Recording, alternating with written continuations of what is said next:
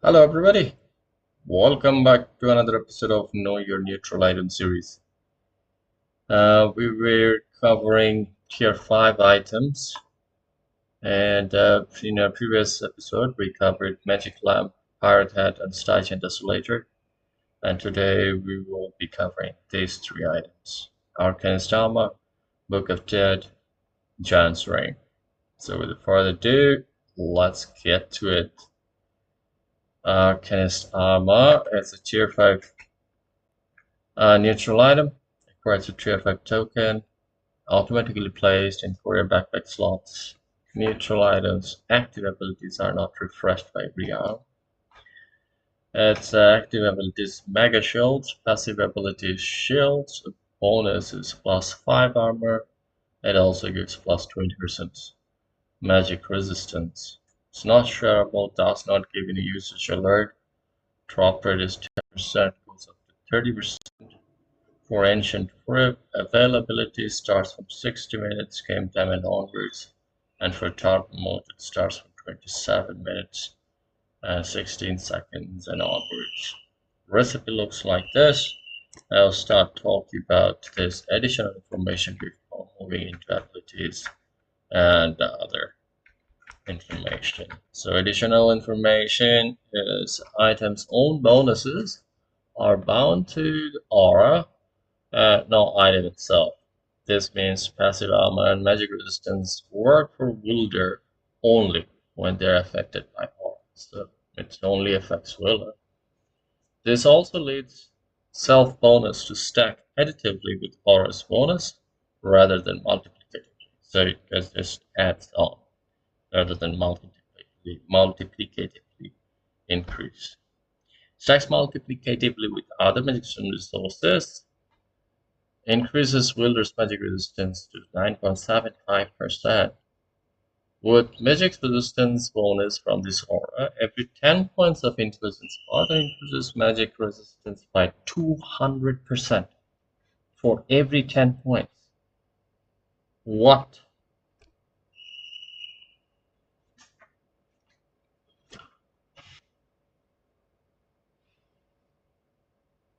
So this magic shield, it's a no target ability, only affects allies and also enemies. Damage type source type is no reflection. So Force field aura grants 40% damage reflection for 5 seconds. 40% damage reflection for 5 seconds. This is bonkers. Cost animation is none.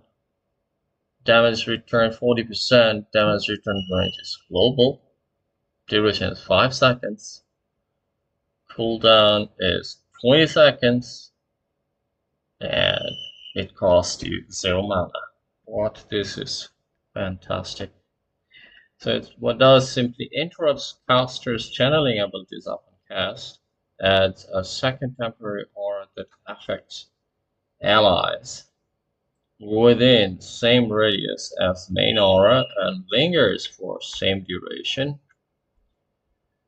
This aura only affects heroes, including illusion, foams, and creepy rogues, does not affect invulnerable units, does not return damage from illusion despite buff being placed and visual effect appearing on them.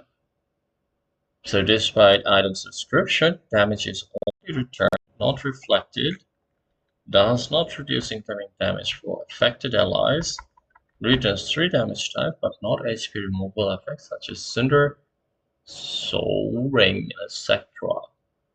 Damage is returned as same time as it was received. If it was, damage is magic, you get magic damage. Return if it's physical return.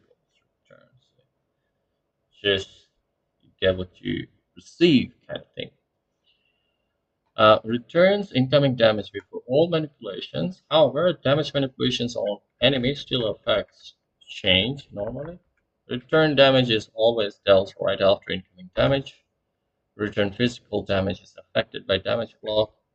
Damage from Mega Shield is flagged as HP removal, so it does not trigger any no damage effects.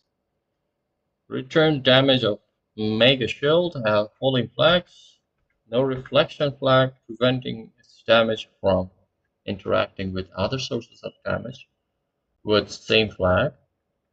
Fully procs on damage effects except those which have a minimum damage threshold, like Gravekeeper's Bow.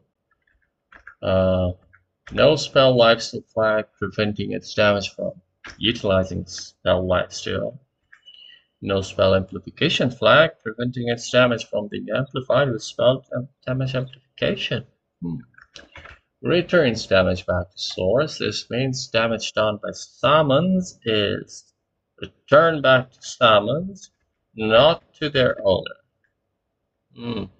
This means damage done by summons is returned back to summons, not to their owner. Returns damage back. So if it's coming from a source, it's going to back to the source. That's it.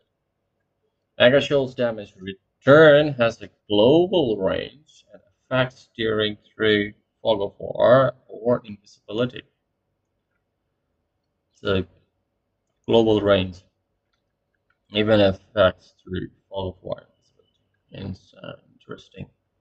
Does not work against wards and buildings and alliances. So there's that to be remembered. Shield is also an aura, only affects allies. Grant +5 armor and 20+ magic resistance to all allies within 1200 radius.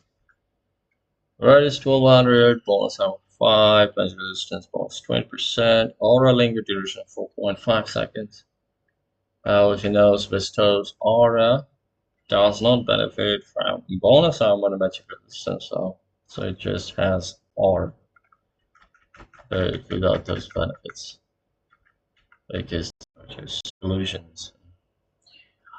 Stacks multiplicatively with other magic resistance sources. Increases most heroes' basic magic resistance to 24% and flat 38% base magic resistance per 10 points of intelligence when affected by aura. 38% base magic resistance or per 10 points of intelligence. Wow. Does not affect words, buildings, and invulnerable units. Aura's buff lingers for 0.5 seconds as we count reality. And recommended heroes for this item is Mars, Medusa, and Spectre. Tributes and force field. This is what it looks like. Recent changes: 7.31 Mega Shield no longer places buff on non-hero items, non-hero units. Increased damage return from 35% to 40%, so it stays true in recent version. And 7.30 it was created.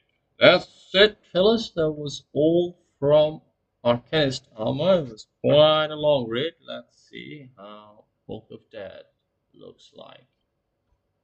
Looks like it has also some quite a few readings, so maybe this would be our final item for this episode. Let's see how that goes. So Book of Dead is a tier 5 neutral item acquired through a tier 5 token, automatically placed in various backpack slots. Neutral items' active abilities are not refreshed by realm. As usual, active abilities greater demonic summoning and bonus abilities are increased +25 strength and +25 intelligence. Not shareable, does not give any usage alert. Drop rate is 10% and goes up to 30% for ancient groups. Availability starts from game time 60 minutes and onwards, and for cargo game it starts from 27.16 game time. And it's game time, it looks like this. Now let's start with additional information before moving on to ability and their information. Details.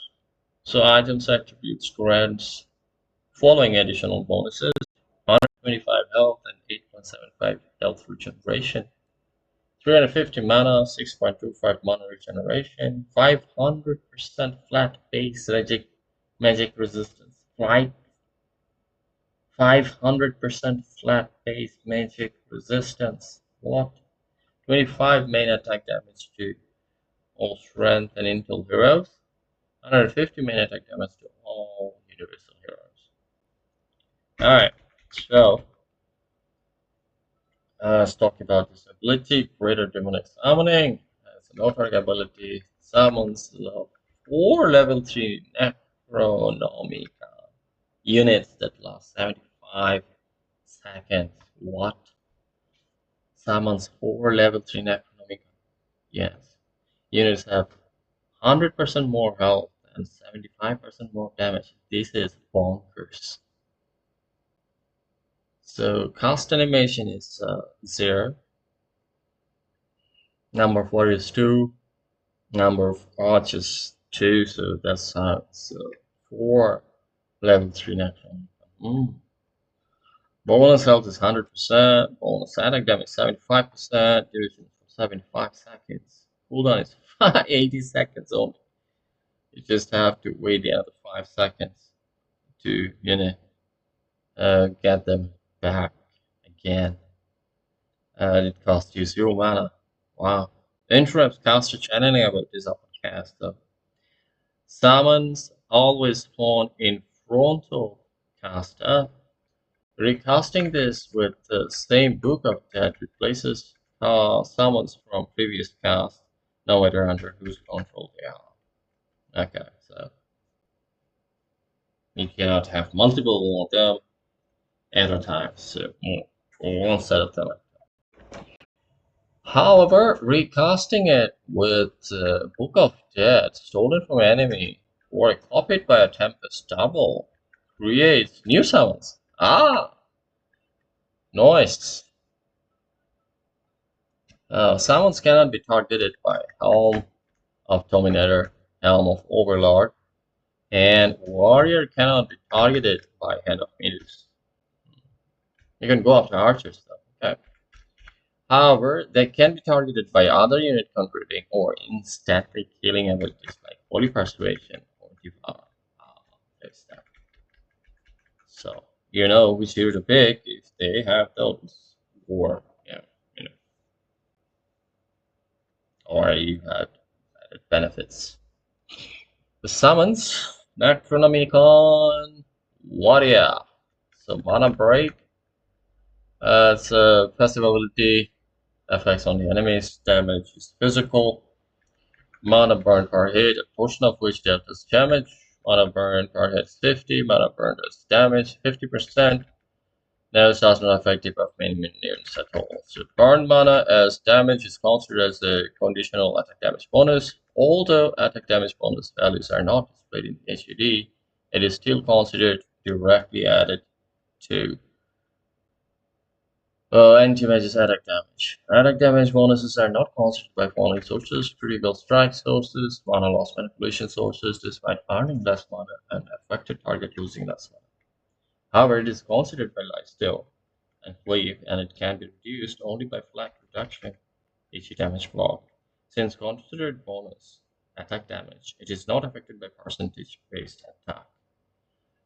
Damage bonuses or reductions effectively increases warriors' attack damage by 15, 20, 25 against units which have enough mana to burn. Okay, applies mana loss first and then damage. Work against allied units when attacking them.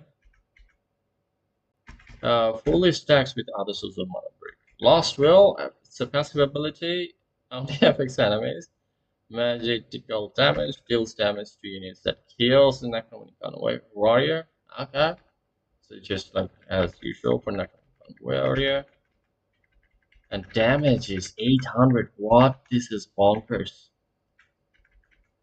Now, does not affect allied units, so it can be denied without taking damage. Distance between Necronomicon Warrior and killing unit does not matter, and Warrior's gold and experience bounty is granted first, and attack damage is applied afterwards. Does not affect buildings.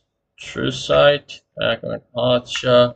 So there is a lot to cover, so I hope we stop here and let's get to it in our next episode, where we'll start talking about True Sight and continue from there. Until then, be good to yourself and everybody around you, both in game and game.